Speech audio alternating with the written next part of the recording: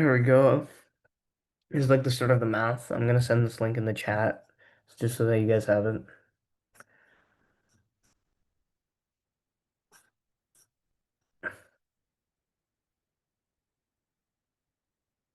Okay, I'll give you guys like a few minutes. I want you to look through this test and see if there's any questions you'd like to go through for the math specifically.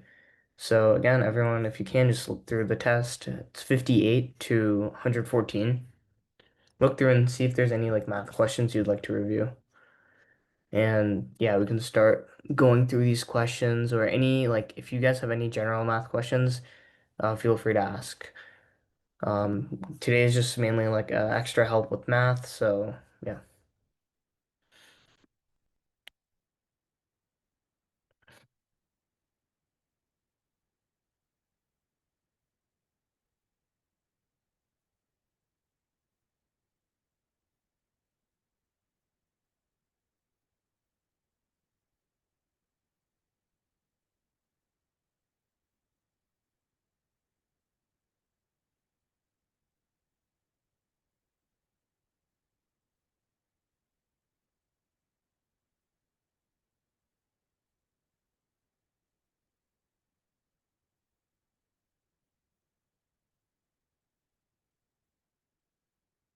Okay, again, I want everyone to just look through this test. I know someone said they want to start off with 58, so we'll do that, but give you guys like a few more minutes, just look through the test and see if there's any questions you'd like to go through before we just start.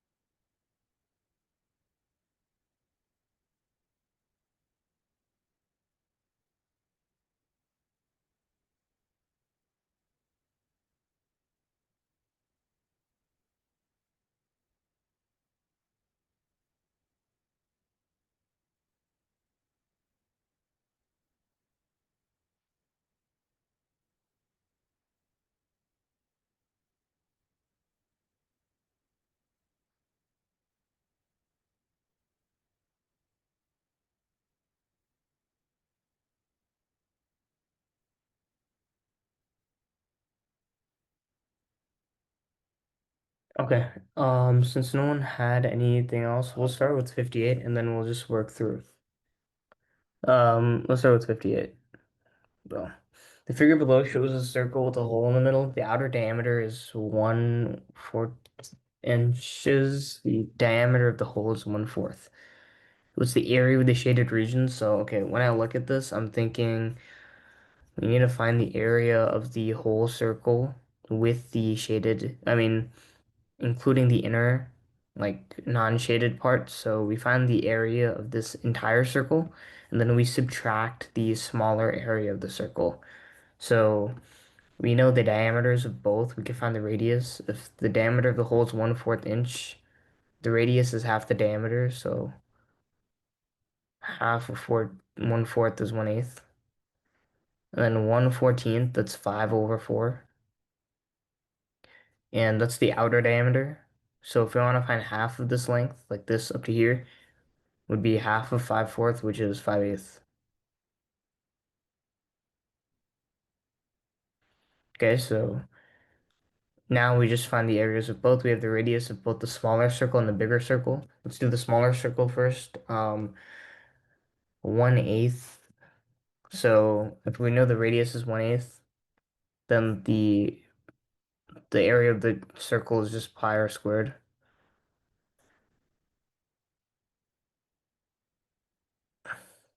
something like this. Pi r squared, 164 pi.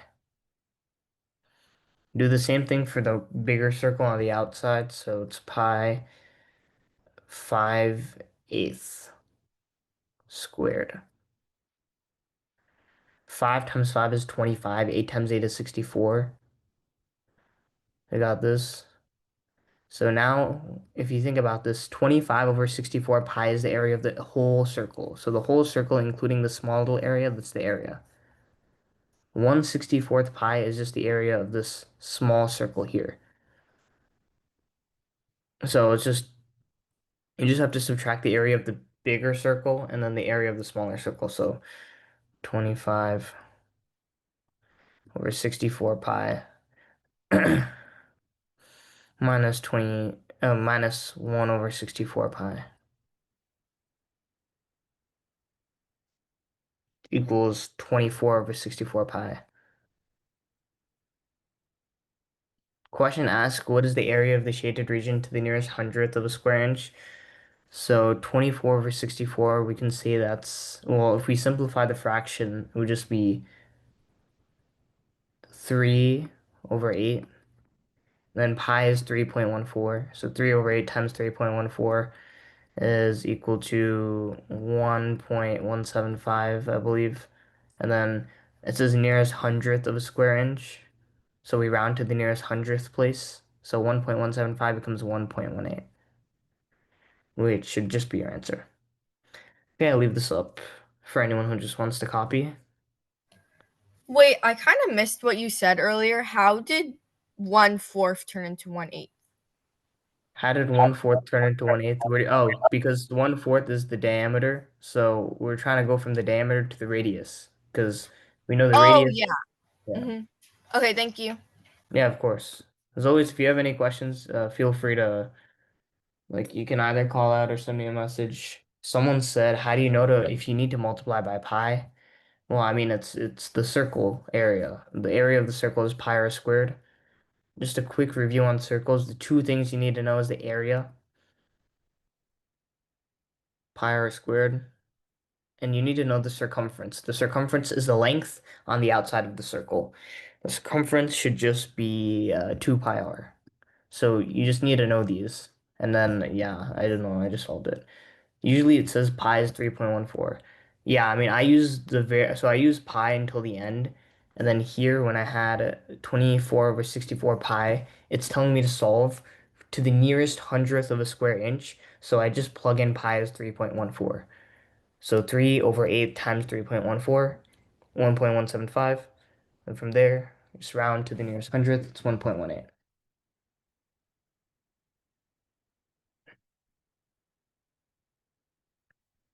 Yeah, exactly. So again, just a reminder for anyone, the first 5 questions are grid in. So there's no place to put a variable like pi in it. You have to find the actual like number answer. Yeah, does anyone have any questions on this before I move on to the next one?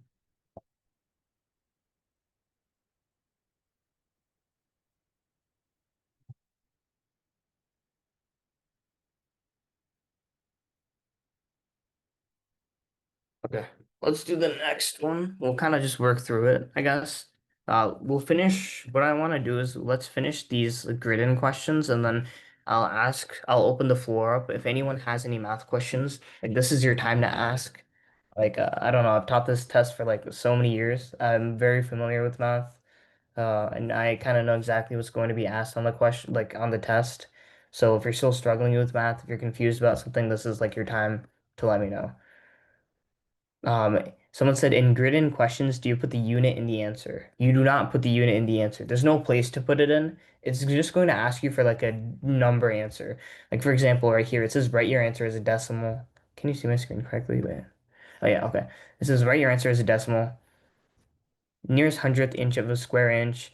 Difference between the lowest and highest temperatures, that's going to be a number.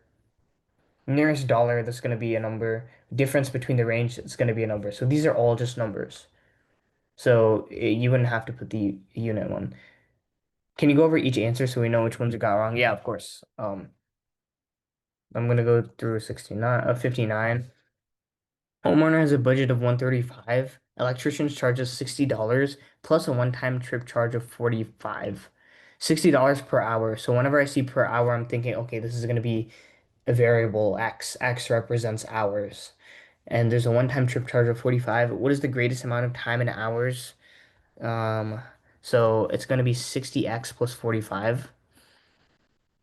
60x, x represents the hours, plus 45. So the one-time trip charge is 45. It doesn't matter how many hours he works. He will have to get charged $45. Um, and it says the greatest amount of time. So that means that this number has to be less than or equal to 135. Think about it logically. If you have a budget of $135, you can spend less than 135. You can spend $135. You won't have any money left, so you can spend it all. But you can't spend more than $135. How would that make sense? If your budget is $135, you can't spend more than that. You just solve for this, minus 45 both sides, 60x. 135, 45, 90. X is less than, mm, well, 90 divided by 60 is just uh,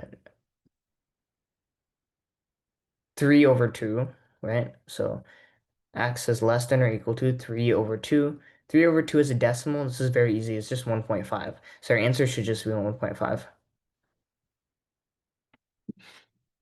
Okay, does anyone have any questions on that?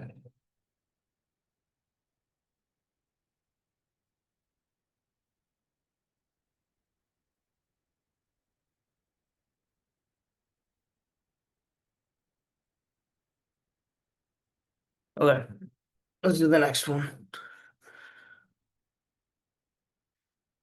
What's the difference between lowest and highest temperatures for the 6 days? Easy. Just find the lowest one. It's -5, highest 7, 7 minus 5. I mean, 7 minus -5 should be 12. This one you have to remember when you subtract a negative number, you're adding it. So you're adding the number inside. So 7 minus -5, it should just be 12. It becomes 7 plus 5, which is 12.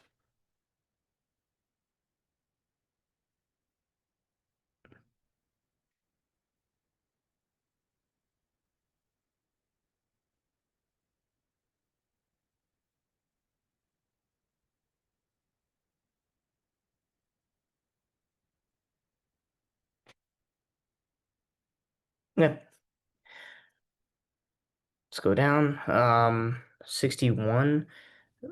1 gallon containers of milk for 3.99, and then juice in a six pack of 5.5 fluid ounce bottles for 179. To the nearest dollar, how much more would a gallon of orange juice cost than a gallon of milk? Okay, so how do we do this? So it says it sells juice in a. Oh, someone said, what is the answer for 60? I want you guys to follow along, please. I think it should be 12, right? 7 minus -5. 7 minus -5 is 12. Okay, that's for 60. 61,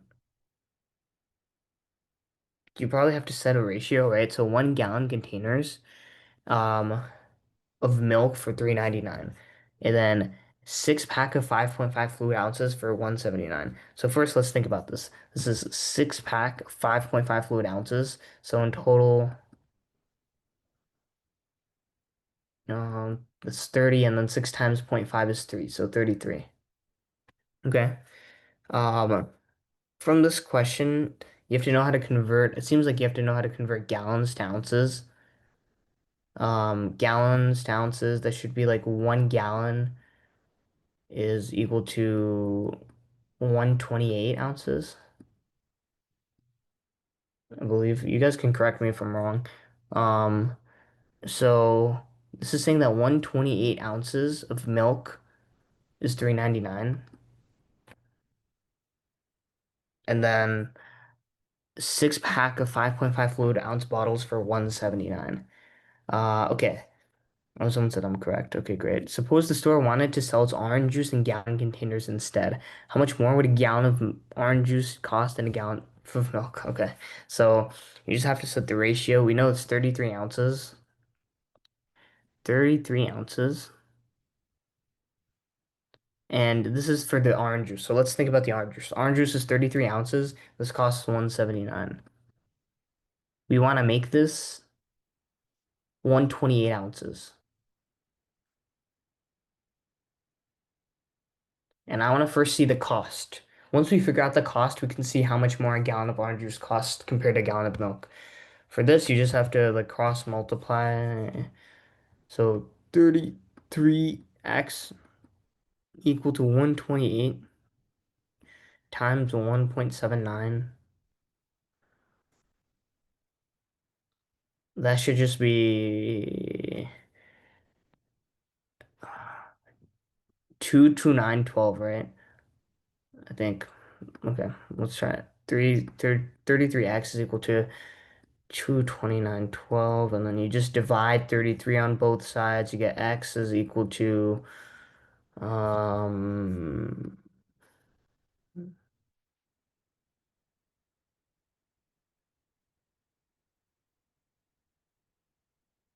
okay.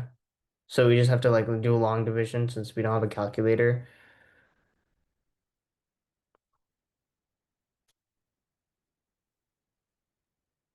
33 times.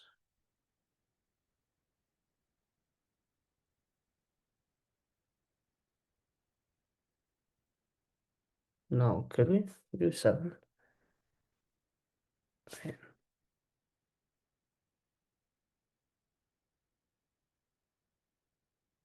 33 times 6, 3 times 6, 18. 3 times 6, okay.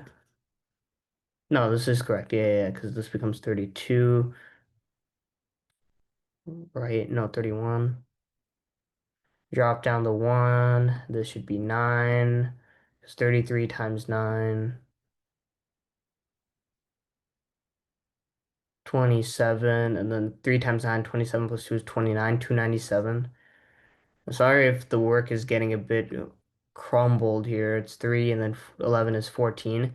142. So we have a 6, or we have a 6, we have a 9. 33 times 4 should be times 4, right? Because 33 times 4 is 142. Okay, so it's 694. So,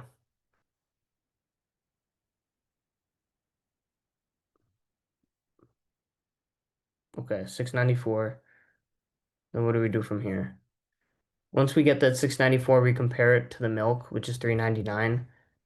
So 694 minus 399. And this should just be 295. The question asks us to round to the nearest dollar. So 295 we could round up to $3. So the answer should just be $3. Yeah, this one involves a bit of like math work, which is kind of annoying, but we end up with the answer. Does anyone have any questions here? I'll leave this up for like a bit. I'll leave this up for a few seconds before I just move on to the next one. Yeah, this one is probably the longest a question would be for a grid in. Usually it's not this long, but this one's especially long, so yeah. Let's do 62. I'm gonna clear my screen now. What's the difference between the range and the interquartile range? So range and interquartile range, I'm pretty sure range is just the like here to here.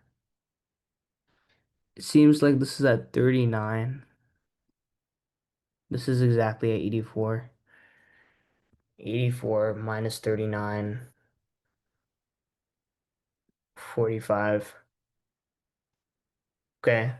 Interquartile range, that just means the inner box. So 48, 70, that should be 78 too. So 48 minus 78, or 78 minus 48. The range here is 30. So what is the difference between the range of the interquartile range, or between the range and the interquartile range? So 45 minus 30 is 15. Does anyone have any questions on this? This one should be simple.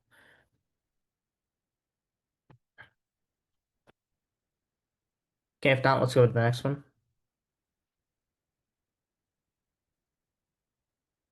Okay. Before I move on, does anyone have any like general math questions, concepts they want to go over before I just do like a complete math review here?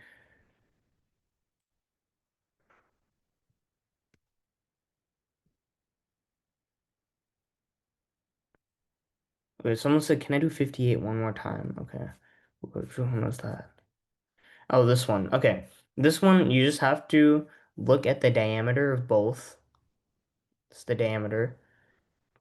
I know that diameter is equal to 2 times the radius. So if we divide the diameter by 2, we get the radius. Okay? So that means that for the big one is 1 1/4 inches. That's just 5/4 inches. 5/4 inches is the diameter, so the radius is half of this. 5/8. The small one is 1/4. And I'm trying to find half of this. Again, 1/4 is the diameter, the radius is half of this, so it's 1/8. You just find the areas of both. Again, the area of the circle is pi r squared. 5/8 squared is 25 over 64 pi.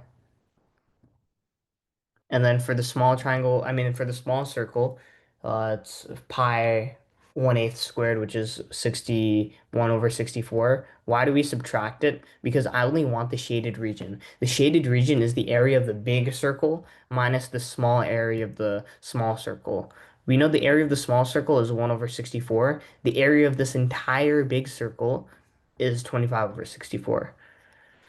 Okay, so when we subtract it, we get 24 over 64 pi becomes 3 over 8 pi. And they want us to say it in the nearest hundredth square of an inch. So 3/8 times 3.14. Okay? Once we do that, we get like 1.175. And we want to round this to the nearest hundredth, which is 1.18. Does it, okay? Does that make sense?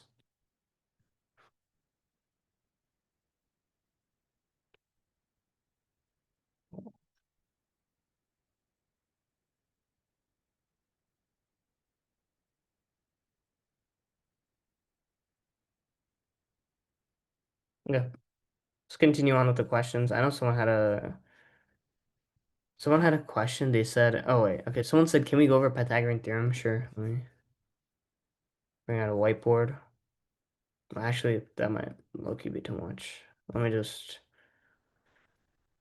I'll use this white space. Pythagorean theorem, which you would need to know for the test. It's for right triangles, something like this. A theorem, A and B is the side length. C is the hypotenuse, what we call the longest side.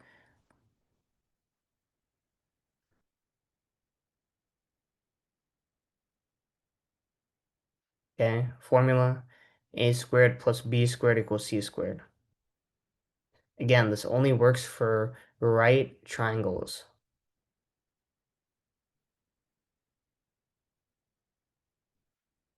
Okay, that's basically what we need to know for the Pythagorean theorem. Um, the main thing we would need to know here as well is that, what is it? Another good thing to know is the Pythagorean triples. Pythagorean triples are basically just given numbers that we know it's the A, B, and C. So the most common one is 3, 4, and 5.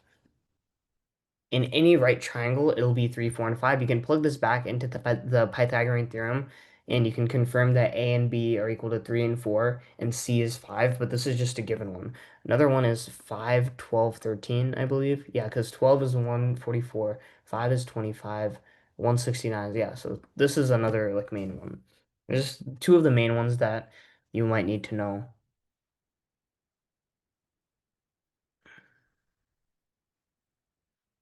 Okay, does that make sense?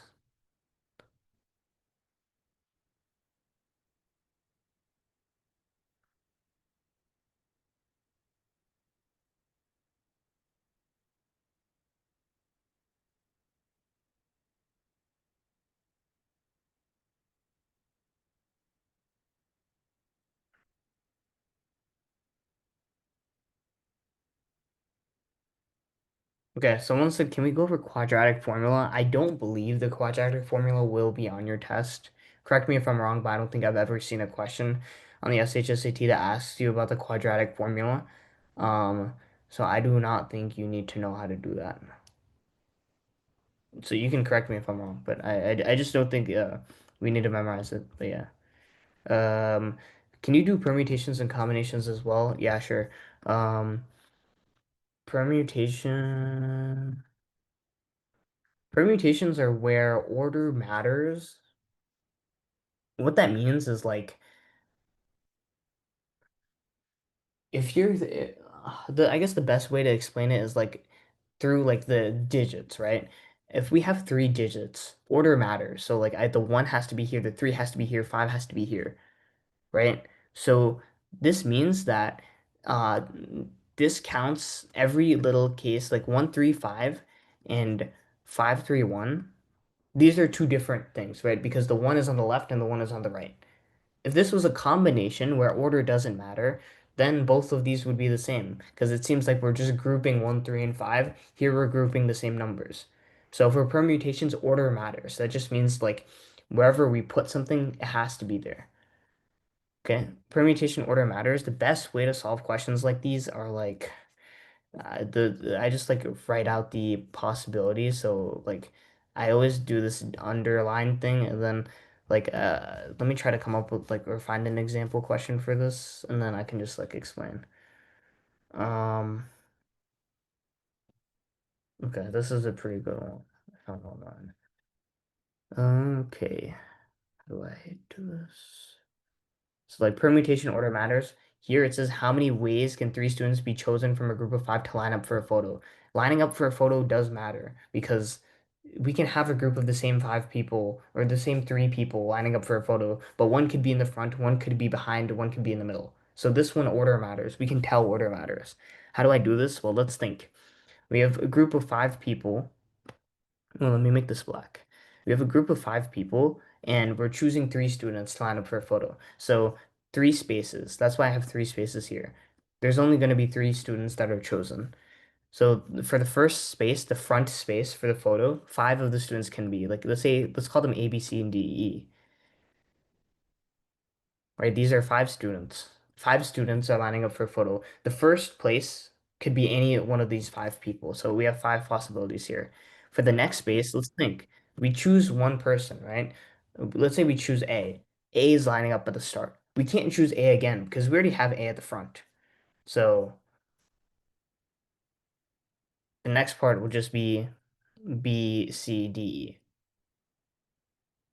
Because now we have just four people we're choosing from. So there's four possibilities here. The next one, let's say we choose B in the middle. So now we have C, D, E. We're left with three people that we can choose for the last space. So 5 times 4 times 3. 5 times 4 is 20. 20 times 3 is 60. Someone said, would it just be 5 times 3? No, that's not correct, right? This is the way to do it. Again, the idea is when we start out, there's five people we're choosing from. I want to choose one of these five people to be at the front. I can choose any of the people, A, B, C, D, or E. I can choose any of them. For the next one, once I chose that one person, I can't choose them again. We don't have duplicate amount of people, right? Once A stands in the front, we have the four people remaining and we choose one of them to stand in the middle. Once we choose B to stand in the middle, we have three people left, and then we choose one of these people to stand at the last.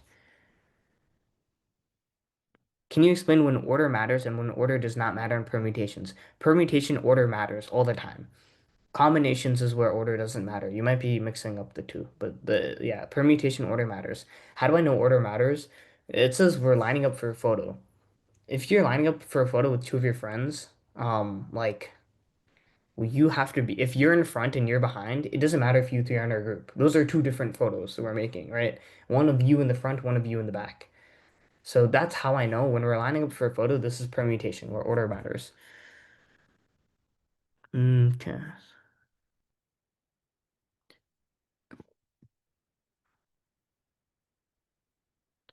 Right, so someone said,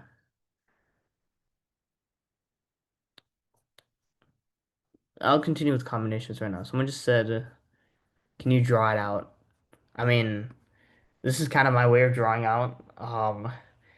If I had to draw out all the 60 possibilities, that would take so long because it does matter. Like here, order matters, so there would be a lot of 60 combinations. I hope this helped. If you want to be like more specific on what you mean by draw it out, feel free to ask. I'll try to do my best. Someone said, okay, so now we'll do combinations.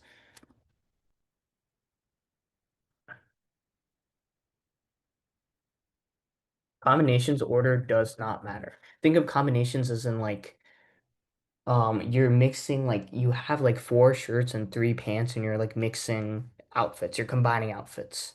The order doesn't matter there, right? It doesn't matter if I put my shirt on before I put my pants on. Like we're putting both together. Those are a combination. Let me get a question and then we'll do it.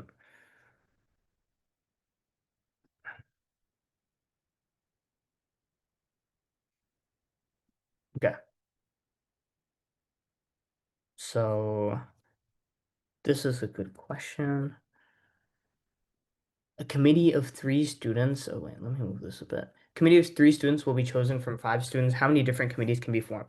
Let's think.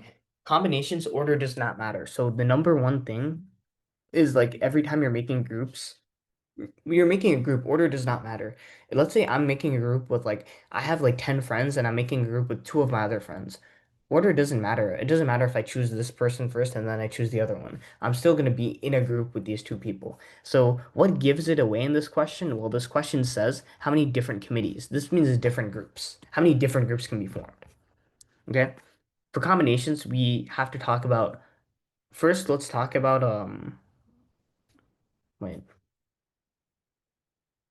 what's it called? Factorials. Before we just talk about combinations because there's this like formula that I use for combinations. So I'm gonna also write it out. But let's first talk about factorials. The easiest way to explain what a factorial is, I'm gonna do on the top right, is like this symbol, the exclamation point, and what this means is like you multiply numbers down until you get zero. I mean until you get one. So for example, this exclamation point is attached to a number. So let's say we have 5 factorial. 5 factorial is just going to be you start with the number 5, you multiply and you go down the number. So 5 times 4 times 3 times 2 times 1, and then you end at 1. So 5 factorial is just 5 times 4 times 3 times 2 times 1, which is 120. Another example, like let's say we have 4 factorial. Again, think of factorials as you're keeping that number 4 and you're just going to multiply down until you get 1. So 4 times 3 times 2 times 1. 4 times 3 is 12. 12 times 2 is 24. Okay, so this is factorials. Now for combinations, we have a specific formula that I use. I mean, I taught students in my class this, so hopefully it makes sense. But like a combinations formula, it would look something like this. You would have numbers like uh, n and all. Oh, I like using x and y actually. So this is the notation. This is like how you draw it out. The way you say this is like X choose Y. So basically, in this case, what this means is we have three students that will be chosen from five students. So we would say five choose Y in this case. That's how you say this out. So it would be like this, five choose three. And it would be like in a big parentheses, we put a number on the top, number in the bottom.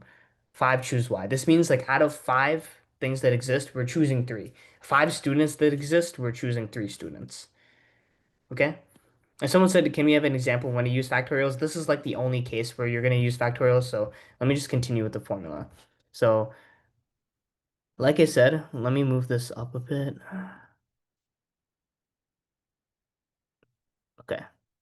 So, like I said, we have five choose three, right? This is how we say it.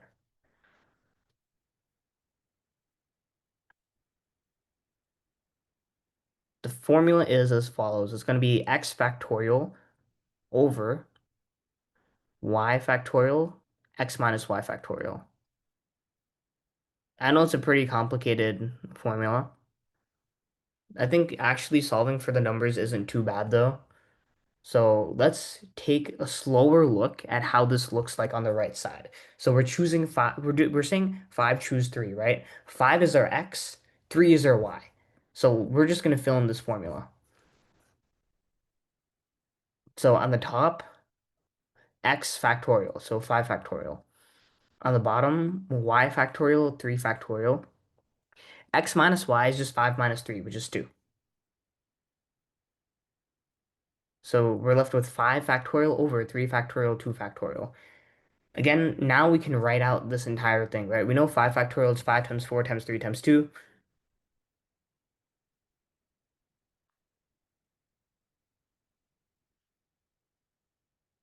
Okay?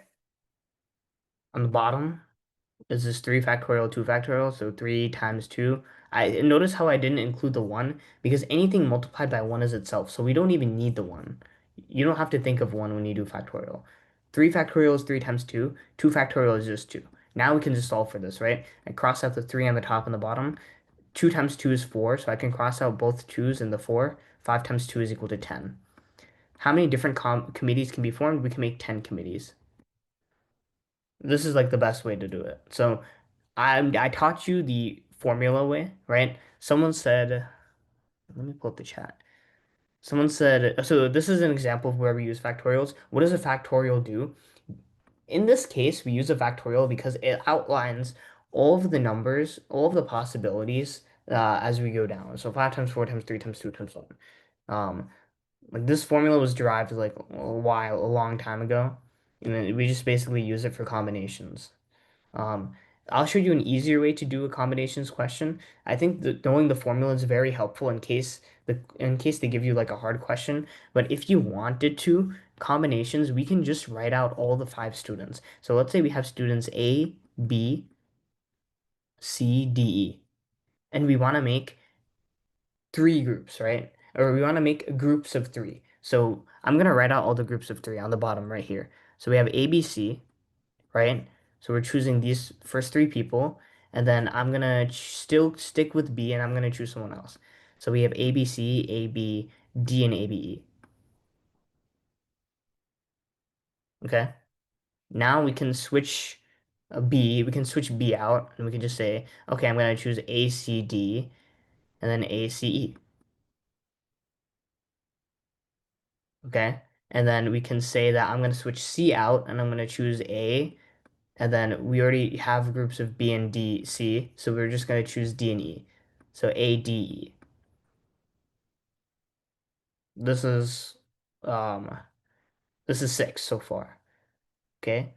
Now we have all the groups we can make with A, so we're gonna cross out A, and then we're just making groups of 3 here. So B, C, D, E. So we can make a group of B, C, D, a group of B, C, E, and then we can cross out C, we can make a group of B, D, E. And then now we made all the groups with B, and we're just left with C, D, E. So if you count this up, this is actually 10. So this number relates to this here. I just basically made groups of 3 where the same group isn't repeated twice. You can like double check just to make sure, but that's kind of how I did it, right? I just made groups of 3 until I couldn't anymore. Now, once I have this, there's no other group of 3 I can make. You can like double check yourself, but I basically outlined all the groups that we can make. And it's 10 groups that we can make, so does that make sense to everyone? So there's 2 ways of doing this. Me personally, I would memorize the formula just because it's like easier to have. Does that make sense?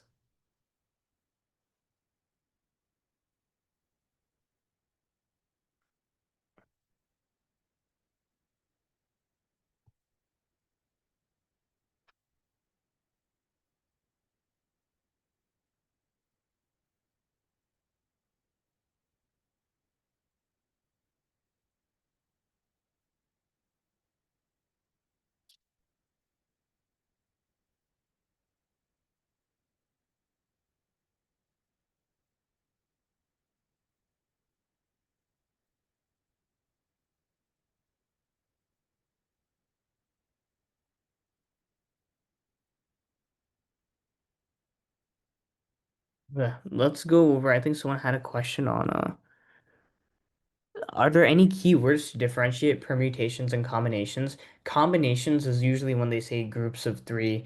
When they use the word groups or how many different groups can be formed. Like this question says groups, right? So yeah, and then permutations.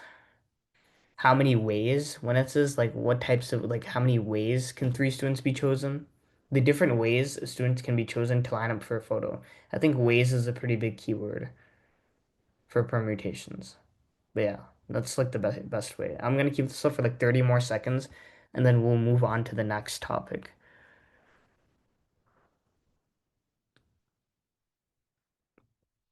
Someone said for questions with circles, how do you know what to sub in for pi if it doesn't tell you? If it's a multiple choice, it doesn't matter, right? Because you will see one of the answer choices. If it has a pi, that means you keep it as pi. And then if it doesn't have a pi, then you multiply 3.14. That's the usual given. So if you don't know, then you multiply 3.14.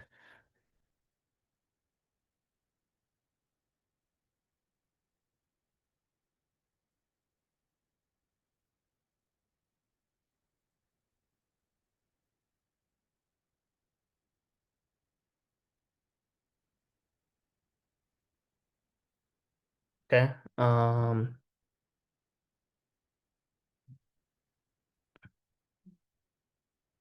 Someone said, can we go over advanced probability questions?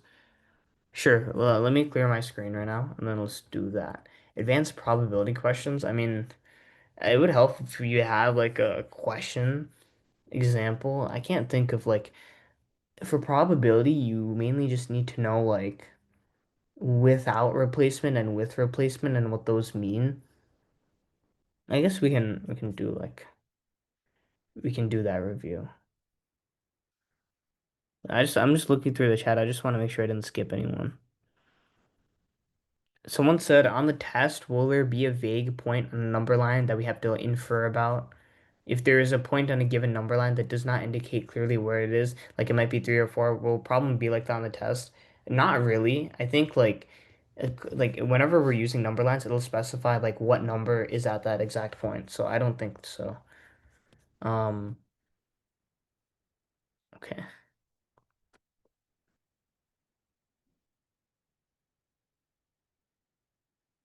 Someone said, "Are we allowed scrap paper on the test?" I mean, hopefully, right? Because you guys are taking the test virtually, so you should be allowed to scrap paper. I'm gonna double check with I'm gonna ask someone at Kweller just to make sure, but you should be allowed, right?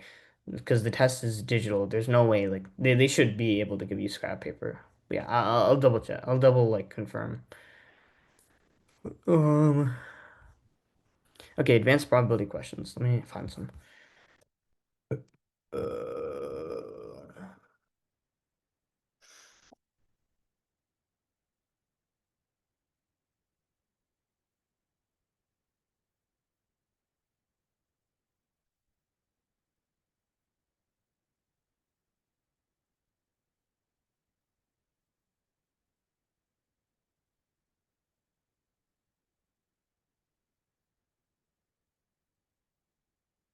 okay, let's do like one or two advanced probability questions just to test out.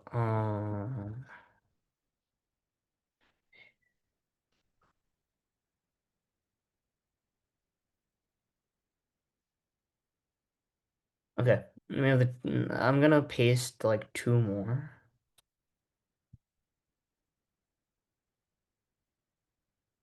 just so that we go over all the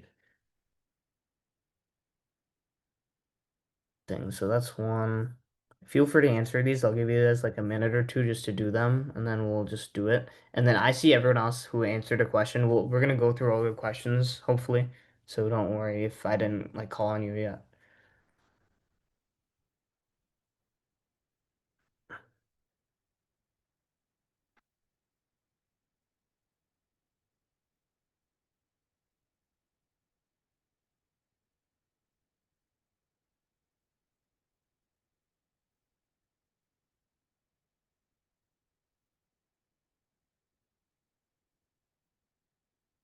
No, let's do these first. So I'll just work through it, and then okay.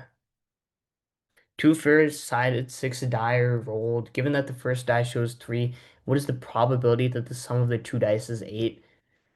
This is not just 1/6, because if you think about it, if the first die shown is three, What's the probability that the sum of the two dice is 8? Given that the first one is 3, the only way that the sum of the two dice could be 8 is if the other dice had 5, because 3 plus 5 is equal to 8. So they're asking what the probability that this is a 5. Well, we have 6, or 1, 2, 3, 4, 5, 6. The probability that it lands on a 5 is 1/6. So the answer should just be 1/6, okay? So the second one, an urn contains 4 red and 3 blue balls. 2 balls are drawn without replacement. What is the probability that both are red? Without replacement means that when I draw it, I'm not putting it back. So what's the probability both are red? Let's do the first one. The first one, there's 4 red out of 7 total, right? 4 red, 4 over 7. Now, once we drew that red ball, we're not putting it back. So an urn originally contained 4 red and 3 blue balls. Now it's just 3 red and 3 blue balls. So it's going to be 3 over 6. There's 3 red balls left, and in total, there's 6 total balls left. So it's 4 times 3 over 7 times 6. 4 over 6, I'm just going to cross this out. This is 2, this is 3. 2, and then we cross this out. It should just be 2 over 7. Okay, and then let's do the last one.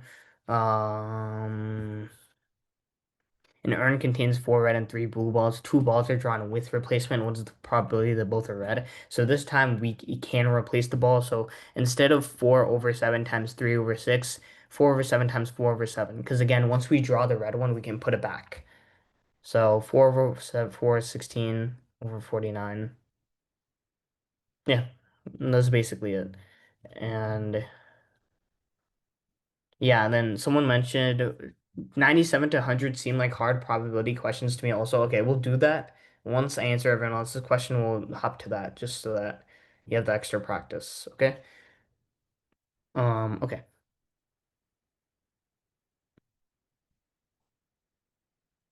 Can we go over the shoelace method? What is the shoelace method? I probably know it, but shoelace.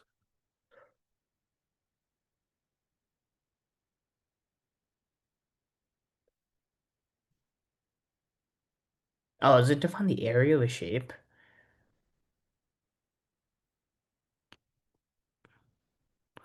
I don't think like so. I mean, like usually, like for these types of questions, someone said like the shoelace method. I mean, I'm assuming you mean like the area of shapes when it's in like a graphical plane. You can just like split them into shapes and then solve for the area, just doing the length. So like, what I mean by this is, let me clear the screen. Like, if you have like 3 different points, like something like this, and that's like find the area of this triangle. Let's say this is like negative 5 comma 0. So it's like 5 or 0 comma 5. And then down here is 2 comma negative 2 or something like that. And they're just like find the area of this.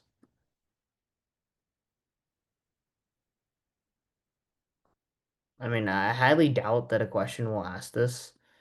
Um, but I mean, like the best way to do this, right?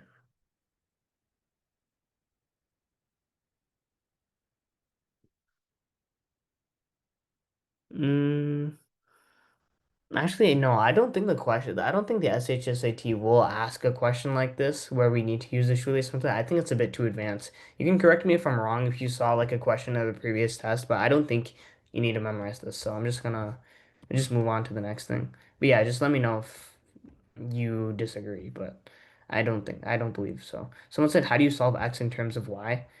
Okay, so someone said I saw one and got confused. If you could send me the picture or just like tell me where it is, that would be great. Because I do want to see if it is, but I do not believe the shoelace method will be asked on the SHSAT, so don't worry about it. How do you solve x in terms of y? I'm assuming this is just for an equation, x in terms of y, like,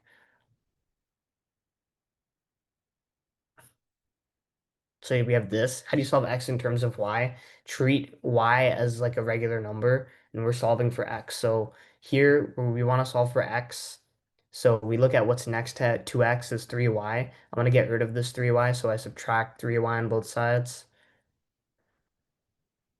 So it's 2x equals, cross this out, 40 minus 3y. And then here we want to solve for x, so you just divide by 2. X is equal to 40 over 2 is 20 minus 3 over 2y. Here we solved for y in terms of x. I hope this is what you meant. I'm not too sure, but yeah, okay. Someone said percent in pattern questions. Okay, we can go through that towards the end. I just want to see if there's any other like someone said how would we solve 5 is less than x over 6 is less than 10 on a number line with the dot circled or not. So like this, well, so you want to solve for x. So x over 6 is not good. We want to get x. How do we get x? I know that x over 6 times 6 is equal to x. So we multiply 6 with each number here. 5 times 6 is 30. X over 6 times x is x. 10 times 6 is 60. So x is less than 30, or x is greater than 30, but less than 60. If we had like a theoretical number line, that means that we have, this is our point 0. This is 30, this is 60. Let's say x is less than 60, so open circle for both, right? Because there's no closed circle. Nothing is equal. These are just less than. And then it would just be a line here. And that would just be your answer to the number line. So x is greater than 30, but less than 60. And it will not equal both of these. So it should just look something like this.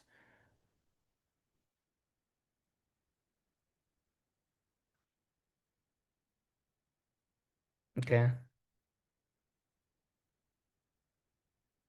And someone said, can we move on to multiple choice? I know, just give it like a few minutes. I just want to ask, like, if anyone has any other questions. There's again, like, if you really want to see the answers to like the questions, like the email that you got, the answers are right here. So, yeah, my main thing is just like um I want to make sure everyone's able to, practice. So, okay. Um, can you go over question 90 and then 92? Okay. I need some help with problems. Like one person does one job for 2 hours and the other person doing the same job for 3 hours. What is their combined time to do it? Okay, so I know exactly what problem they're talking about. I have it saved somewhere. Let me find it. So we'll do that question and then we're just gonna go back to the multiple choice, okay?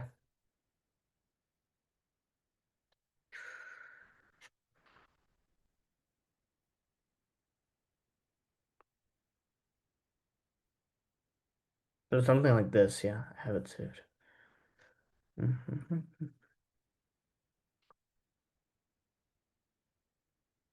Like this. So what you would do is you would see if they could complete the job in 2 hours. We're looking at how much they can do in 1 hour.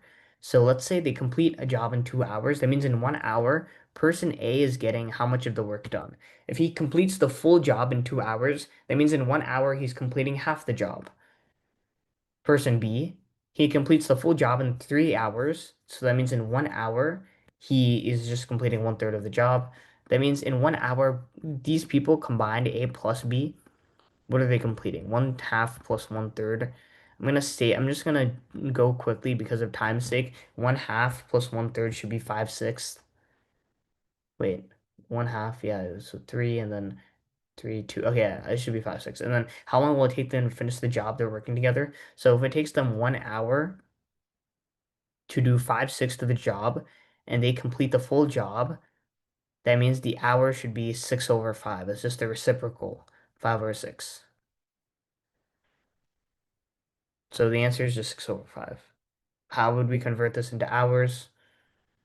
6/5 is just 5/5 is one fifth hours. So that's 1 hour and 12 minutes. I did this a bit quickly, but just to flesh it out, this is a ratio. 1 over 5/6 is equal to x over 1. This 1 represents the hours. On the bottom, it represents how much of the job is done. The job is 5/6 done, and then when it's 1, that means the job is completely done. Now we can do cross multiplication. So 1 is equal to 5 over 6x. And then x is equal to 6 over 5. That's how I was able to do it quickly. Okay?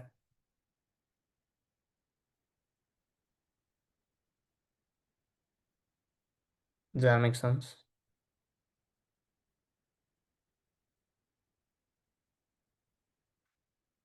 Okay, I'm gonna go back to the multiple choice because a lot of people are asking me.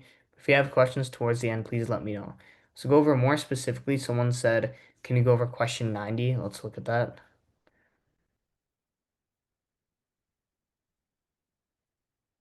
Which straight line is the graph of the proportional relationship? Wow. Proportional ratio. Okay. So we have MS, MS, VP. So it's here. VQ. So straight line. And then TR for 90. Um,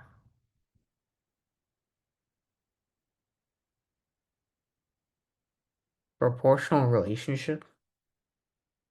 Let's find the slope of each one, I guess. So for MS, it's just slope is 1.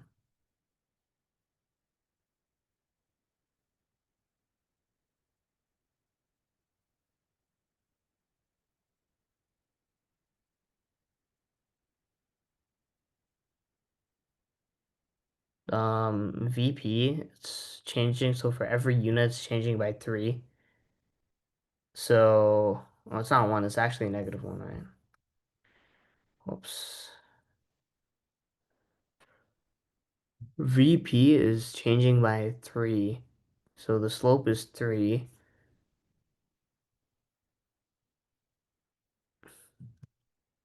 TR is changing by 1/4 because for every 1 unit of Y, it's changing by 4. So for every unit of X, it's changing by 1/4. Okay.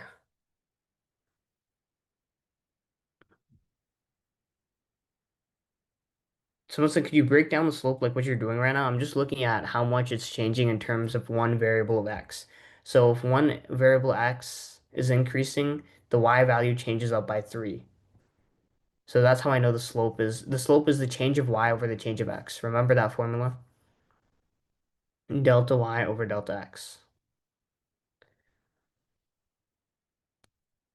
So Y is changing by 3, X is changing by 1 for this one, right? Someone said, does all proportional relationships go through the origin? Oh, oh, that's what it's asking.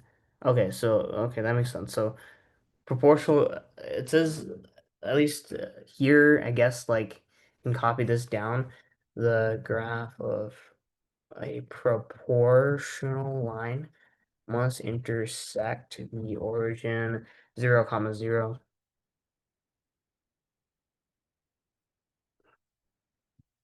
So the only one that does that, uh,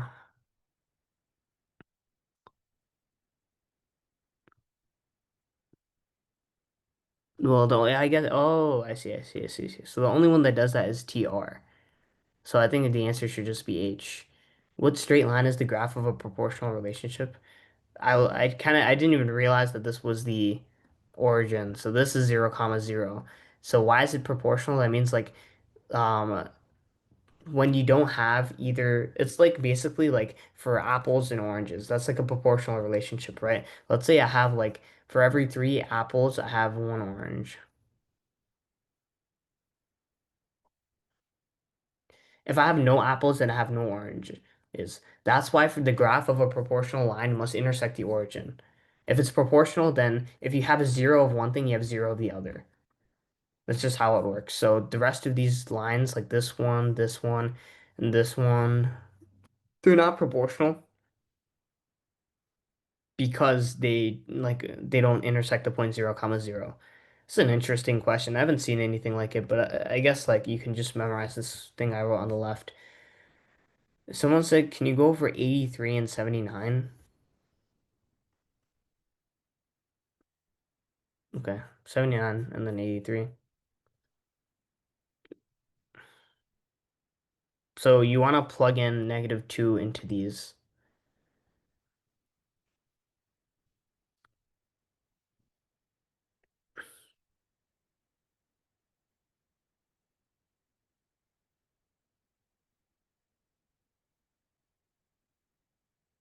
So let's do the first one. -2 plus -2 squared is 4 plus -2 to the power of 3 is -2 to the power of 3 is -2 times -2 times -2. So that is just going to be -8. So inside -2 plus 4 minus 8, -2 minus 8 is -10. -10 plus 4 is -6. The absolute value of this is 6. Now let's do the other absolute value equation. It's just x plus 2x plus 3x. Since these are all x, we can just add them up. X plus 2x plus 3x is equal to 6x. We have x is equal to -2. So 6x is just going to be 6 times -2, which is -12. And then the absolute value of this is 12. And now what is the question asking us? It's asking us to subtract the first one from the second one. So 6 minus 12, which is just -6. So your answer should just be B. Yeah, I can double check with the answer key, but I think that's what you're supposed to do. Yeah. Okay, hopefully that made sense. Um, Someone said 83. So let's do 83. I'm gonna clear the screen in like a few seconds.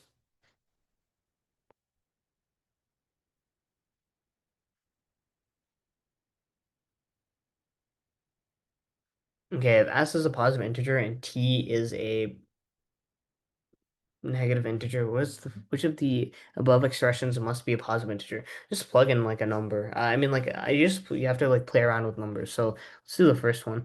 We want to see if it's a positive number. So let's try a big positive number and a small negative integer. So let's say our S is like which of the following must be which of the following must be a positive integer. So actually, it doesn't matter because this is like a must. So let's just say like 2 and -2. S minus t, 2 minus -2. Remember how I said if you subtract a negative number from a positive number, it's always going to be negative. I mean, it's always going to be positive. So 1 always has to be true. How about 2? St squared. 2 times -2 squared. Any negative number squared will be positive. So this always has to be true. And then the last one, s to the power of t.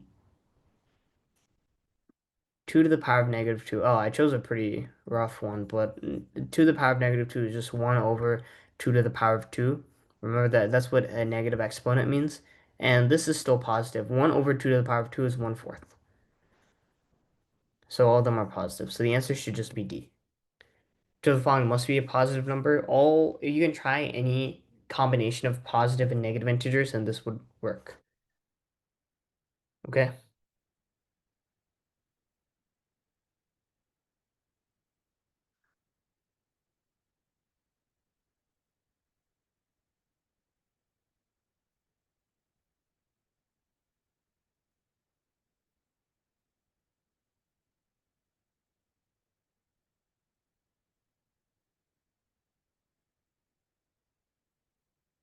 Okay, I'm gonna look through the questions. So we still have like an hour left, so if you guys have any like questions you want to go over through together as a group, like let me know. I want to focus on like the harder questions, so definitely if you guys like practice with this and there's like questions you want to do, just yeah, just let me know. So, um,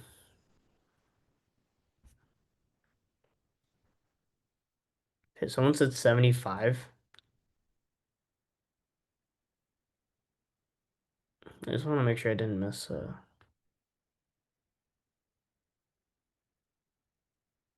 I'm gonna do 75 and then 97 to 100 because someone asked for that. So 75. Okay. What's the value of R, this angle? How do we solve for that? Well, I know N and P are parallel, right? So I drew that line. I want to solve for this angle here because I know this angle here will be equal to this angle here. That's just like parallel lines. That's how they work. Um, so this angle here, it's in a triangle. The other angles are 73 and 90. So you can just do 73 plus 90 plus x, which is that angle, equals 180. And then if you solve for this, you'll get like x is equal to 17, I believe. Yeah, because 73 plus 17 should be 90, right? Yeah. So x is equal to 17. So it means this is equal to 17. How do you solve for r? I know that in a single line, this is very important. Everyone should like copy this down if you don't know that. A single line, the whole angle is 180 degrees. So if x is equal to 17, how do I solve for r? Well, I know the whole thing is 180 degrees. This little part here is x, which is 17. So I just need to solve for 180 minus 17. So 163. Wait. Okay, yeah. So it should be C. Check the answer key, but yeah. Yeah, it should be C. Okay. Does anyone have a question on that?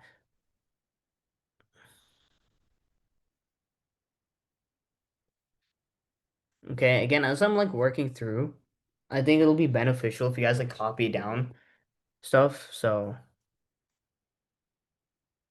feel free to like copy down what you think is helpful as I work through the math questions, okay?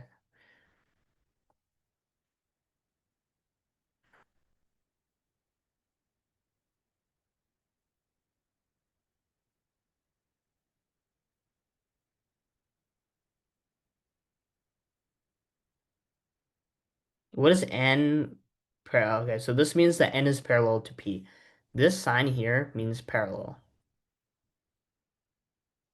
And I'm sure you guys have worked with parallel lines before. That just means like the slope is the same, they're changing the same. The idea with parallel lines is like if you have two parallel lines like this and you have a line that intersects them, this angle is always going to be equal to this angle here. And then this angle up here is always going to be equal to this angle up here. I put them in different colors just so that you understand, but that's how parallel lines work. Um,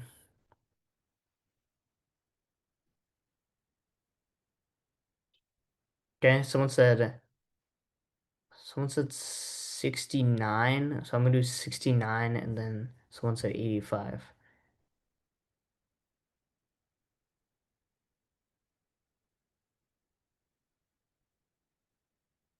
Okay. Bus begins its trip with R occupants, including the driver. At each of the 20 stops, three people get on and no one leaves. So we have R occupants at the start, and then 20 stops, three people get on, no one leaves.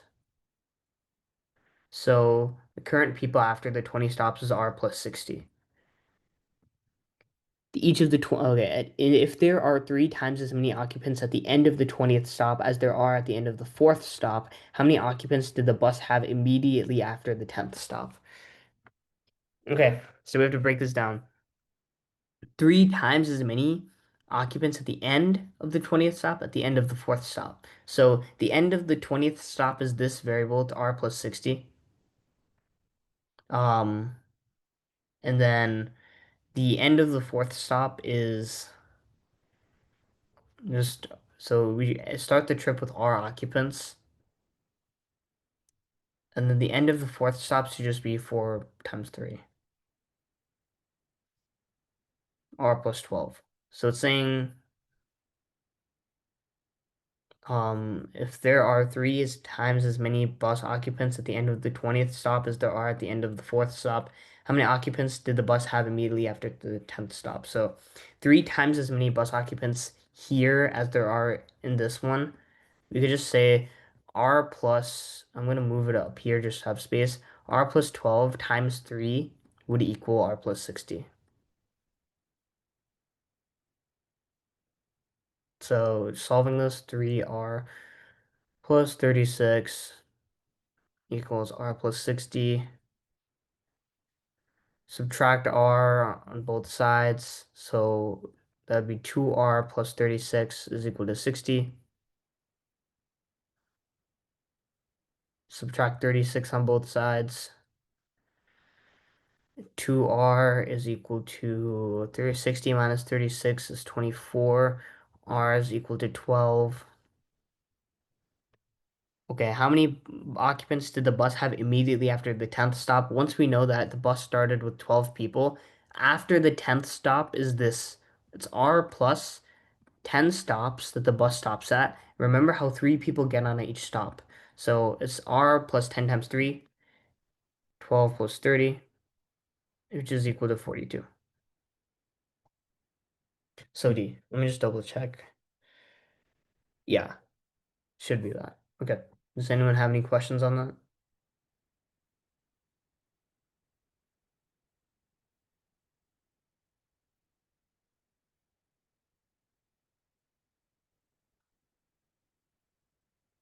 Okay. I know someone asked, can we go over box and whisker plots, especially on interquartile ranges and how to use them? We'll do that at the end. I want to just get through all the multiple choice.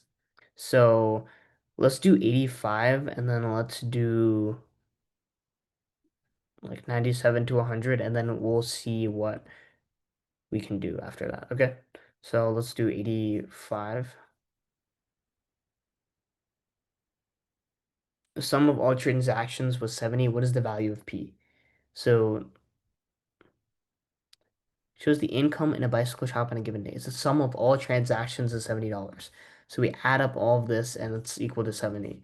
120 times 4 is oh, I'm going to do on the left side actually. 120 times 4 is 480.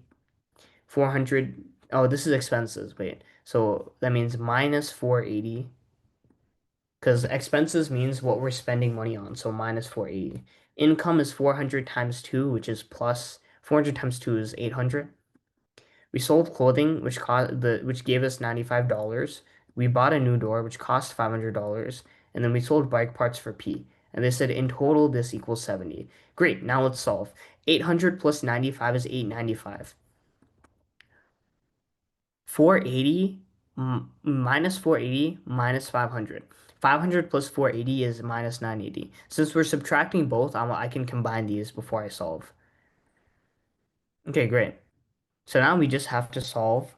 Let's first do 895 minus 980, and that should be negative 85. Negative 85 plus P is equal to 70. P is equal to 155. So that should just be your answer, which is D. Okay, does this make sense?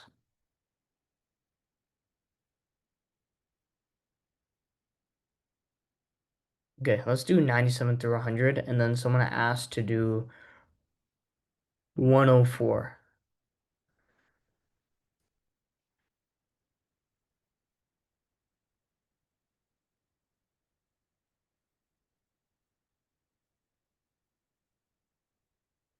A bag contains 40 tiles that are either red, green, or blue. A tile is selected at random, the color is recorded, and then you put it back in the bag. Wow, okay. So if this is carried out 120 times and they take 18 out, this is just a ratio. This means out of 120 times you take out something from a bag, 18 of those times a red tile is selected. They should equal, the total is 40 tiles and we're just solving for X. So it's 6, right? Just want to make sure. Um,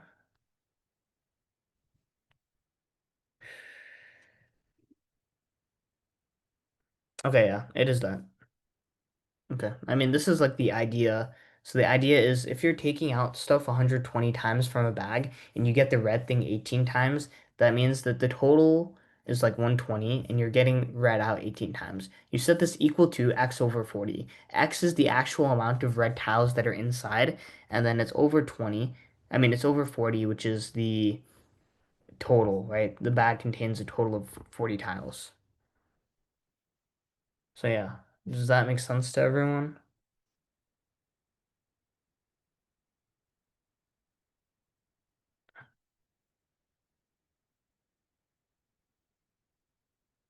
Okay, let's go to 98.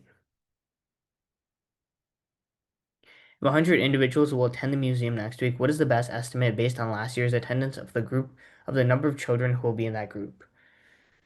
Okay, so now we have to find out of 5,000 people, 1,750 are children. So if 100 individuals will attend the museum, that means the total will be 100 next week. So we just have to do everything proportionally. How do we go from 5,000 to 100? We divide by 50. So that means we just do the same thing here. 1,750 divided by 50.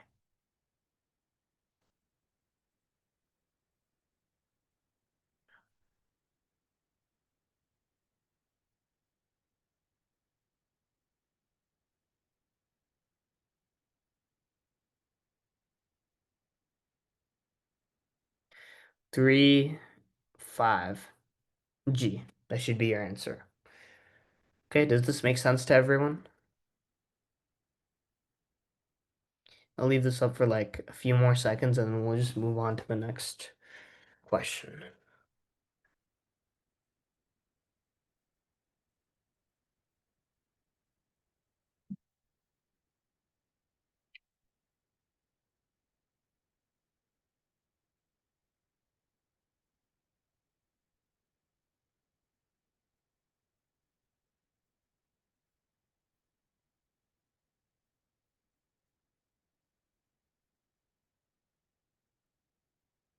99, a teacher will randomly select three students to be on a school committee. He will either choose a student from classroom A or B.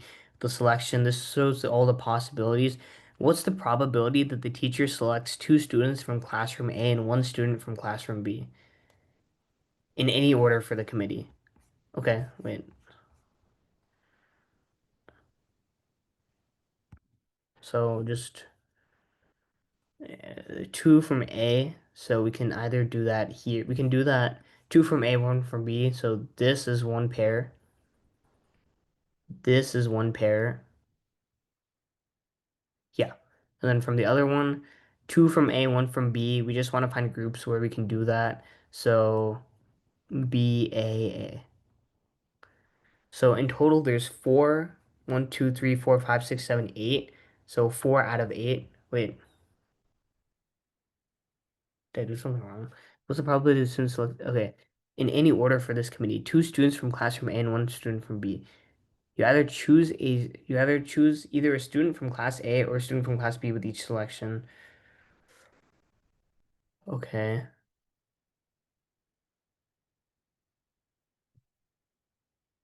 Three groups made of two students.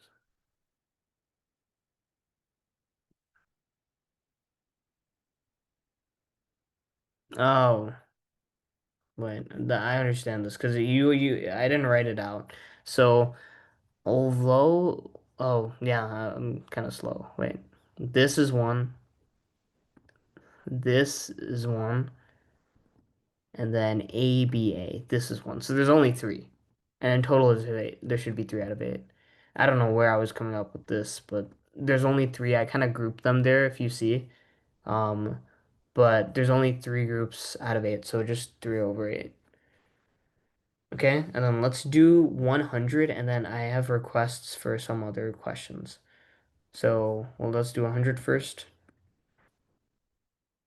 The bag contains 15 marbles, 11 blue, and 4 red. Sarah picks one marble randomly, returns to the bag, and randomly picks one marble again. What's the probability that she picks red both times? So again, if she's picking a marble and she returns it to the bag, there's replacement. So 4 out of 15 times 4 out of 15. Because we want to choose red both times. 16 to 25, so E. Okay, does that make sense to everyone? Okay, someone said, let's do 104 and then 68. Someone said, is this or the new test harder? It should be the same, like the same level of difficulty in terms of like what questions you will get and like the topics that'll be tested should generally be the same. I would always want you guys to assume that the test that you will take is harder. You should just come into the test thinking that's harder. If it's not, then that's good for you, right? Then it'll be fine. But always think that this test is the test that you're going to take is going to be harder, just so that you're like mentally prepared for it. Okay? Let's do 104. We want to solve for W here, so this means that we solve for W like it's a variable, and in order to do that, we want to isolate for W. First, let's subtract F on both sides. So P minus F is equal to 1 over RW. Now I want to isolate for W. I want to get rid of this 1 over R term. How do I get rid of 1 over R? Think of it like I want to get rid of 1 over 4. I multiply the denominator. 1 over 4 times 4 is just 1. Same logic here. 1 over R times R is equal to just 1. So on both sides, we're multiplying by R. Again, whatever you do to the left side of the equation, you do to the right. So now we cross out the 1/4 and the R, and we get R times P minus F is equal to W. So the answer should just be E. And yeah, the answer key says that too. Okay, does anyone have any questions on that?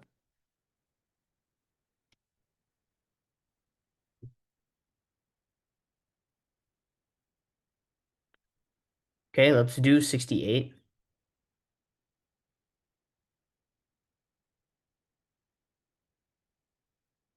What's the value of X? Okay, this one, you just have to know that these alternate sides inside a parallelogram equal 180. The parallelogram itself, any four-sided figure, add up all the angles, it's equal to 360. For a parallelogram, the ones that are opposite each other, so this one, like 3x and 2x, these both add up and equal to 180. 3x plus 2x equals 180. 5x equals 180.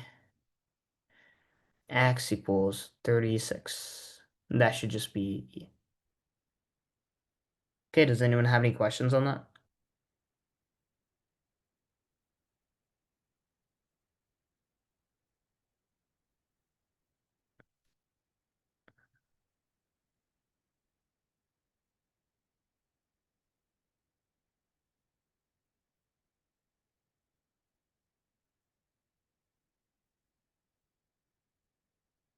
Okay.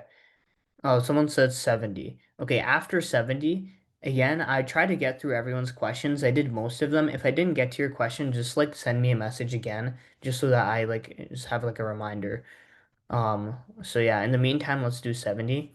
But yeah, I want to try to get through as many questions as I can for the math as possible today. So please, just send me. And if I don't get to your question, we're gonna have a bonus session next week. It's on the webinar. Like, so it's November 5 to 6. So just next week, I'll just run it again. So yeah, J sold N tickets. Pilar sold 3 times as many tickets. So J sold N. I always write it out like this. P is Pilar. Pilar sold 3 times as many tickets as he did. 3N together. J and oh wait. Together they sold 10 more tickets than Amy sold. So first let's find what they sold together. 3N plus 3N is 4N. They sold 10 more tickets than Amy sold. So Amy sold 4N minus 10 tickets. Because Jamie and Pilar sold 4N tickets together, that's 10 more than Arnie sold or Amy. So Amy sold 4N minus 10. What expression shows how many tickets Amy sold is so it's just H. Okay. Does that make sense to everyone?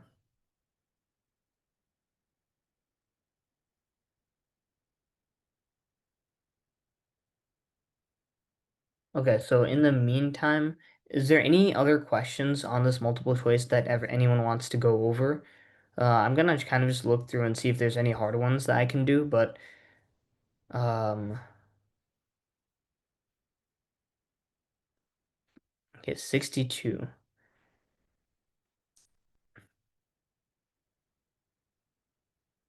Oh, this is what you meant. Okay, box and whisker plots. So this one's interesting. I think like what you just need to know is how to analyze this. So I'm gonna break it down, and if everyone can, just please copy it. Um, so this is first quartile. Oh, wait.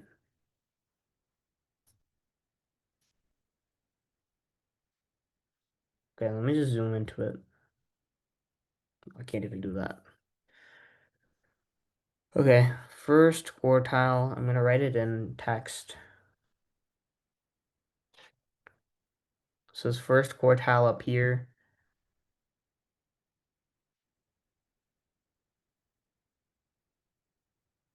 Wait, no. I'm tripping.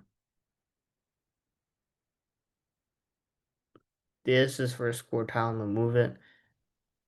The first one is the minimum. So the minimum is like the smallest point here. Smallest point in the data set. First quartile is going to be this here. This is the median.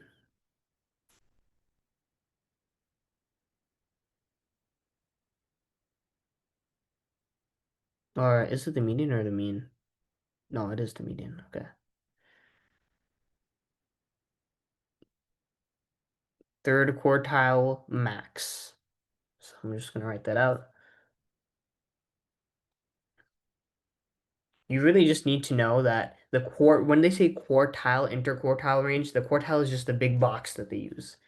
How do you think about this? Like the easiest way that I think about this is 25% of the data set. The minimum to the first quartile is 25%. The first quartile to the median is another 25%. The median to the third quartile is another 25%. And then the third quartile to the max is the other 25%. That's like the idea. This is really all you need to know. In terms of SHSAT, they won't ask you anything like too specifically. Just know how to calculate the range. That's like the main question they would ask. Yeah, someone said we already did that one. Yeah, I know we already did that one, but someone just wanted to go through like what you would need to know for the interquartile ranges, so that's why I just like wrote it out. I'm not gonna solve it. We already solved it, but yeah. Someone said, are polynomials and trinomials going to be on the test? If so, can you explain them? I mean, they will be, but you won't need to solve them. A good example of like a polynomial. Let me think. I like the best example of a polynomial that you will get on the test is you need to plug in like a variable x. So like let's say for example, I'm gonna clear the screen. Like an example question that might be on the test is like you have 2x squared plus x minus 7 and they say x is equal to like 3 and solve. So you all you need to do is plug in 3 into this and then just solve for that equation. That's the biggest like polynomial question that would be on there. Okay. So someone said 63.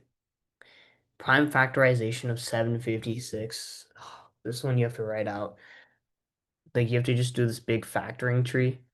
I guess we can start it. So let's start off with 2 because 756 is even. So 756 divided by 2. Um, 56 divided by 2 is like 28. 350 plus 28 is 378. Then you just keep going. So you break it down into 2 again. 378 divided by 2. 300 divided by 2 is 150.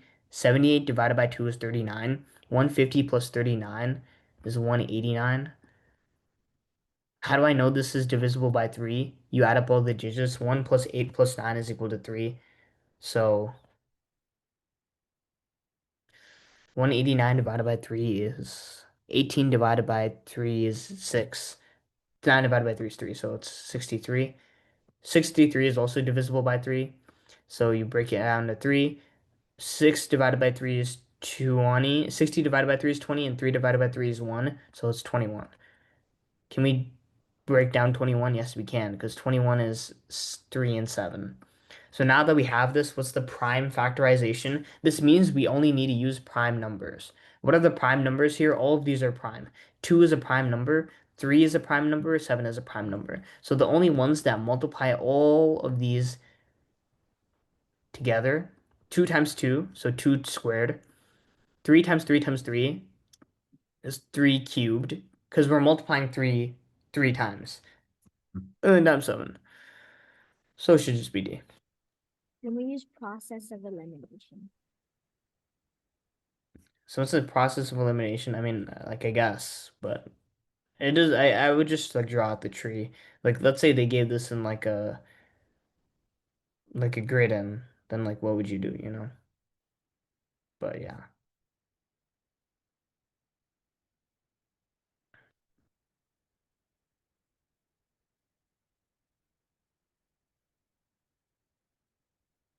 Okay. Someone said 75. We already did this one. Again, I want you guys to try to pay attention as much as you can. The idea here is since these two lines are parallel, N parallel P, like this sign means parallel. So what I did was I solve for this angle here, which is 20 or which is 17. That means that this angle here is also 17 because both lines are parallel. Once this is 17, I know that this whole angle here is 180. So 180 minus 17 is 163. So C. Okay, someone said 63. I think we just went over that one. Um, I think so. And then someone said 85. I think we also went over 85. But just to do it again, you just have to do all the math here. So it says the sum of the transactions is 70. What is the value of P? So expenses, you're subtracting your expenses. So 120 times 4 is negative 480. Again, this is an expense. We have to spend money. Plus 400 times 2 is 800. 95 is just, we just made money off the clothing. Bought new door. We bought a new door for $500. Sold bike parts is P, and then this equals 70, right? The sum of all transactions 70. When you solve for this, you should get like negative 85 plus P is equal to 70, and then P is equal to 155. Okay? And again, the way you do this, you just have to add up all the expenses, okay?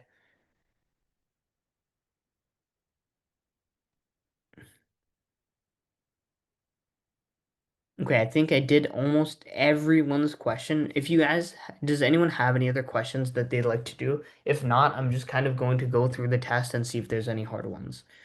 Someone said 93. Let's do 93.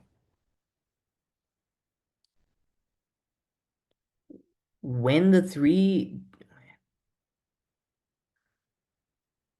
oh, when the three-digit whole number 270 something is divided by 3 or 4, the remainder is 0. What's the missing digit? This just means it's divisible by 3 or 4. How do we know it's divisible by 3 or 4? Well, these are all the possible digits. So the number is either 270, 272, 273, or 276. Okay, so I can eliminate 272 right away because it's not divisible by 3. 2 plus 7 plus 2 is equal to 11. 11 is not divisible by 3, so B is not divisible by 3. Now we have to find divisible by 4. The rule with divisible by 4 is like you look at the first two digits and you see if it is divisible by 4, right? Because 100 divided by 4 is 25. So that 100 is divisible by 4. So the rule for divisibility by 4, you just look at the last two digits here. Is 70 divisible by 4? Is 76 divisible by 4? 70 or 73 and 76. I know 73 is not, so we can rule that out. Is 70 divisible by 4? I don't think so. Can do it out, but yeah, 30 is not divisible by 4, so it's not this. The answer should be 76. 76 is divisible by 4. 76 divided by 4, we get minus 4, and then 36. It is divisible by 4. The answer is like 19. So the answer should just be D. So the missing digit here is D. How did I know that this question had a three-digit answer? Well, it says right here. What the three-digit whole number 27 question mark. They shouldn't have said the question. I mean, it's kind of confusing, but the question mark is the missing digit.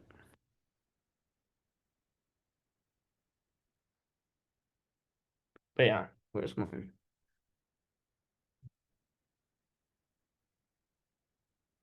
Someone says 63. You don't have to spam it. I did this question already, but I will go back to it again. So 63. Again, I want you guys to try to pay attention. I already did this one, but what you would have to do is you just have to break down 756 into the prime factorization tree. So what that looks like is this. So how do I break this down? I know 756 is even, so it's divisible by 2. 756 divided by 2 is 378. And then we just have to keep going. 378 is also divisible by 2. 300 is divided by 2 is 150. 78 divided by 2 is 39, so it's 189. And then this is not divisible by 2 anymore. It's an odd number. So we divide it by 3. 9 plus 8 plus 1 is equal to 18, and that's divisible by 3. So we divide that by 3, we get 63. We divide 63 by 3, we get 21. We divide 21 by 3, we get 7. Now we just have the tails. These are all the factors. And if we multiply all these numbers, we get 756. So now we just do 2 times 2 times 3 times 3 times 3 times 7. 2 times 2 is just 2 squared. You're multiplying 2 twice. 3 times 3 times 3 is 3 cubed. You're multiplying 3 times. Then times 7. So the answer is D.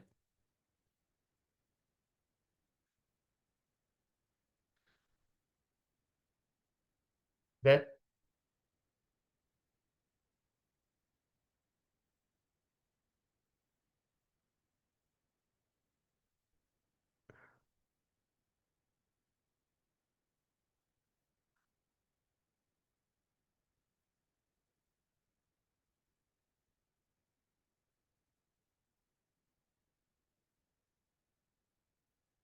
Okay, let's do, someone said 94.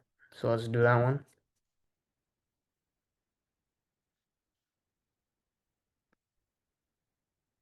Based on the circle graph, how many pounds of milk and eggs does the average American consume each year? Milk and eggs. Where's that? Oh, X percent. Okay, so you just have to solve for the percentage. Add up all the percentages. It's 38 plus 10 plus 10 plus 8 plus 4 plus X is equal to 100. Because again, the pi means 100%. 38 plus 10 plus 10 is 58. 58 plus 8 plus 4. 58 plus 12. 12 plus x is equal to 100. 58 plus 12 is 80 plus x equals 100. So x is equal to 20. And once you know x is equal to 20, you just do 20% of 1,840. So 20% is 0.2. That's 8. 2 times 8 is 16. 2 times 1 is 1. Well, 3. So the answer should just be F. 368.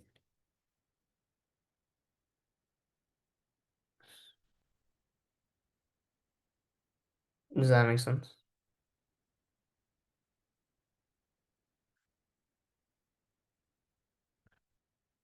Wait, that's not even the answer. Based on the circle graph, how many pounds of milk and eggs does the average American consume each year? Did I do the math wrong? For 58. Oh, yeah, I came up with that. Wait, 58 plus 8 plus. Oh, it's 70. That's my bad. Whoops. So this is 3. Okay, and then you just do 3 here. 4 times 3 is 12.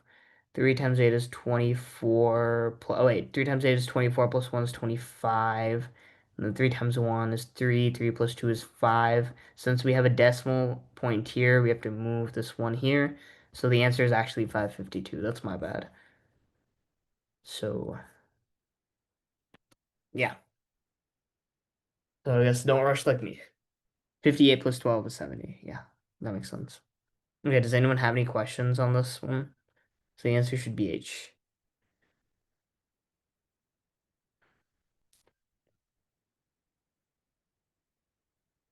Okay, we can go over 58 again. I think you weren't is whoever asked for 58 wasn't here. Yeah, Tom. Okay. Well, let's look at 58 real quick again, just for anyone who missed it. I already went over this question twice, but the idea here is you're given the diameter of both So we want to find the radius of both. The radius is half the diameter. So if the bigger circle, the diameter is 1/4 inch, that's 5/4 inches. The diameter, I mean, this is the diameter, and we want to convert it into the radius. So the radius is just 1/2 of the diameter. 5/4 is 5/8. The smaller circle, the diameter is 1/4, so the radius is 1/8. Circle formula is pi r squared.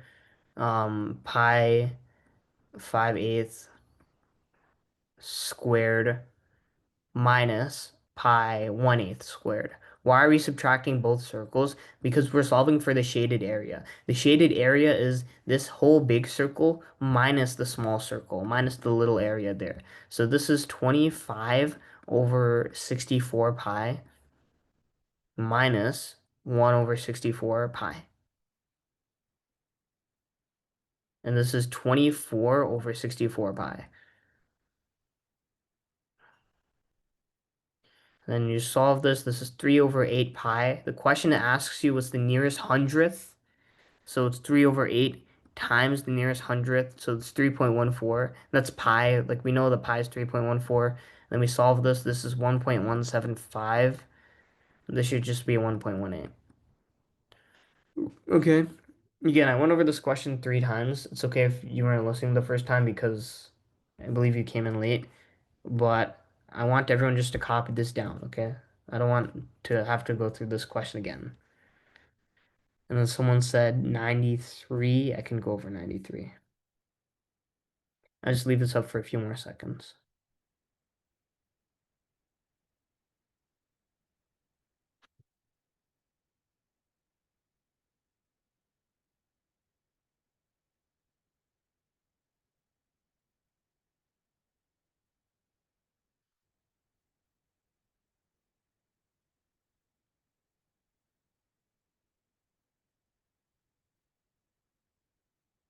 Okay, let's do 93. Again, I don't want to have to go through this again, but the main idea for this question, you get the diameters. Diameters you convert into radius, plug in radius, solve for the outside shaded area, plug in pi is equal to 3.14, get your answer. Okay, 93.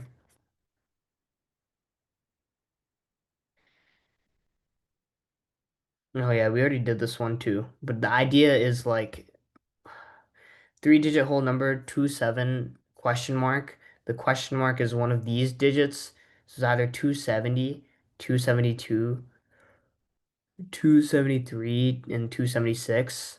So I know the answer is not B because B is not divisible by 3. If it's divisible, it says right here, divided by 3 or 4, the remainder is 0. That means it's divisible by 3 and 4. So B is not divisible by 3 because 272, if you add up the digits, this 11. 11 is not divisible by 3. And we can rule out A and C because they're not divisible by 4. The rule for 4 is you have to look at the last 2 digits and see if it's divisible by 4. C is obviously not. C is an odd number. And then A is 70. 70 is not divisible by 4. 76 is divisible by 4, so the answer is D. Okay. Okay, someone said let's do 105. So let's go there. 170 small boxes of medical supplies. A random sample of 20 of these boxes, 8 have damage and the other are undamaged. Based on the sample, what is the best prediction of the number of undamaged box, not including the boxes in the random sample? So if we don't include the boxes in the random sample, that means we're left with 150, right? So 20 boxes, 8 have damage, 8 out of 20. And we are only looking at 150 out of 150. Well, I first want to simplify this fraction 8 over 20. 8 over 20 is equal to 4 over 10, which is equal to 2 over 5. But in this case, we're working with 150 boxes. We're not including the random sample. The total sample was 170. We're not including the random sample, so we're left with 150. Now we just need to solve. 5 times 30 is 150. 2 times 30. Wait, hold up. Did I do this right? 8 times 20, 8 over 20. Oh, 8 over 20 are okay, 8 over 20 are damaged. It's asking you what's the undamaged. Okay, okay. So 2 times 30 is 60. 60 over 150 are damaged, but the question is asking us for the number of undamaged boxes. So if 60 over 150 are damaged, that means that 90 over 150 would be undamaged. Because in total, there's 150 things, right? So if 60 are damaged, that means the rest of them are not. 150 minus 60 is 90. Does that make sense to everyone?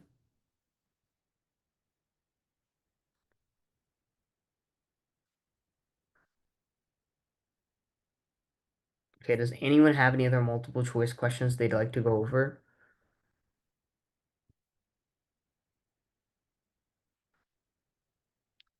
Again, in the email that was sent to you for this like bonus help, all the answer key to all the questions are there and they're pretty like detailed. So if you want, you can just go through them. I'm kind of here just like if you have any like questions about the math. I believe like I did like pretty well on my math on the SHSAT when I took it. Took it a while ago, but I got like a pretty good score. So I believe like I did really well on the math, and that's because like a lot of the math is just the same equations. You just have to know how to solve these, just reading the word problems and stuff. So knowing the correct methods will just guarantee success on this test. Someone said, let's do 101. Okay, Anita is assigned to report on one topic in each of the four subjects shown below. How many different sets of four reports are possible according to the choices that are available to her? Okay, so let's look here. For the report one, she has five choices. Report two, she has three. She has one for three. And then report four, she has two. How many different sets of four reports are possible according to the choices available to her? Here we can just multiply all of the different topics, right? So we have five topics that she can choose from for the first report. Again, this is an example of like a permutation because order does matter. Whatever the order is for the first report only has five subjects, and they have to be the first report. They can't be in the other three reports, right? So in the first report, she has five different options. The second report, she has three. Third report, she has one. Fourth report, she has two. We multiply this and we get 30. So the answer is C.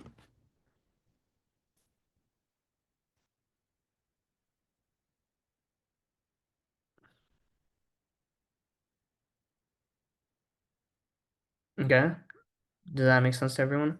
Let's quickly go over percent and pattern questions. I'll kind of just give you like the basic like things that you guys need to know for this. So feel free to just like copy this down. Um, okay. So what you need to know for percents is how to calculate percent decrease, percent increase, and percent decrease or percent change. So let's look at percent change. Percent change, where's my thing? The formula for percent change is percent change is new minus old divided by old. So the top is the change, and to show the percent change, we divide by the old value. So that's the main formula. New minus old divided by old times like 100%. So converting this into percentage. Okay, that's the main thing you need to know. Percent decrease, pretty common on the test. It's just the same formula, but it like you just plug it into this formula and you can see how much something changed, like how much some percentage decreased. So I don't really have any questions on hand, but this is the main thing you need to know for percentages.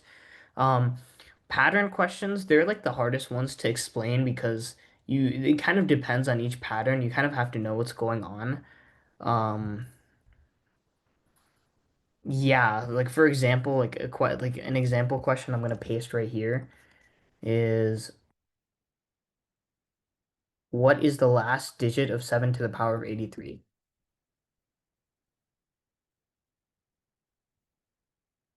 Does anyone like know how to solve this one or like have an idea? I'll give you guys like a minute. Someone said, why is it new minus old? Because whatever the new value is, it's showing the like change, right? Like let's say our old value is 100 and then $100 for a shoe and that increased to 110. So the percent change is 110 minus 100, which is 10 over 100. So the shoe increased by 10%. The new value is the current value that we have right now. That's why it's at the start. Oh, sorry. Okay. But yeah, hopefully that helped. Um, Does anyone know how to solve this one? What's the last digit of 7 to the power of 83? Okay, great. Someone had an answer. Um,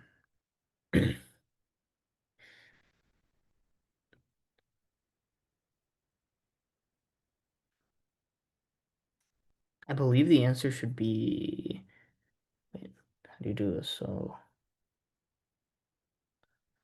okay, so someone got the correct answer pretty quickly. So great. The idea here is you just have to understand that when you have 7 to the power of 1, 2, 3, and 4, it exhibits a pattern, right? 7 to the power of 1 is 7, so the last digit is 7. To the power of 2 is 49. So last digit is 9. 7 to the power of 3 is like it's like 283, I think. No. Is it? Probably is. Let me try. 7 to the power of 3.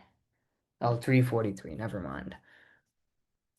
But this is the last digit is 3 and then 7 to the power of 4 is it's like 24001. And then this kind of just like repeats. Like if you have 7 to the power of 5, the last digit will be 7. So we see this pattern where it's just repeating through 7, 9, 3, and 1. So since we know it's to the power of 83, you can do 83 divided by 4 since it's cycling every 4 numbers. Um, and then you want to and then you want to look for the remainder. So you subtract 8, you get 3 down here. Subtract 8, so it's 20, remainder 3. So that means that the third digit is 3. So the last digit of 7 to the power of 83 should just be 3. And that's your answer. Okay. So yeah, this is an example like pattern question. The best way to get good at this is like you just need to practice. There's always like different patterns. This one makes you like look at the like last digit. There's some like arithmetic pattern questions that they might ask. Like if they give you like numbers like 3, 5, 8, 12, 17. You kind of just have to observe the patterns here, right? Like 3, I see that the numbers that are increasing, it's increasing by every one. 5 plus 8 is 3. I mean, 5 plus 3 is 8. 8 plus 4 is 12. 12 plus 5 is 17. I kind of just observe that pattern and I know that, okay, it's increasing and it's increasing by one every time it is. So for these types of questions, you just kind of have to be observant and like I don't know. You just have to like I think like if you practice a lot, you'll get good at this. But yeah. And then we'll end off. I know we have 2 minutes left. Someone said, which test will you be reviewing for this weekend's extra help sessions? Oh, it should be TEI. So this weekend we're gonna go over TEI questions. So we have like 2 practice sets that should be on the website. I'm gonna go through them and we're just kind of like gonna practice with those. TEI, if you guys are not familiar with, it's like the new type of like test questions. It's not gonna be multiple choice, but it's going to be the same types of questions. So these will mainly appear in like the reading, like this type of question here. The TEI version might not be like a multiple choice, but you're still going to have to um like the I don't know, I'll explain this weekend. So I want you guys like if you guys can, just please join. It'll definitely be helpful. Someone said TI 1, 2, or 3. I don't even know. I need to check the website just to make sure. I believe it's like we're gonna do like one practice set together. So maybe like the first one together we'll do together. Um how do you join this weekend? Is it from the website? So I can ask Ben to send out the Zoom links again to you guys. But I think it should just be the same. Or there'll be like a Zoom link where you guys join, and then the actual questions will be on the website that we're going to do. If your classes were done last week, can we go this week for TI questions or no? I mean, the TI questions we're gonna do this weekend, so yeah, I think we'll get to it. And yeah, the session should be 5 to 7 p.m. So 5 to 7 p.m. this Saturday and this Sunday. Okay, so let's end here. If you guys still have any like other math questions, we're gonna run this back next week, like same time, Wednesday and Thursday. So it's gonna be a different test. But yeah, I'll see you guys this weekend, or if you choose to come next week, come next week. Okay? Everyone take care. Have a nice rest of your day.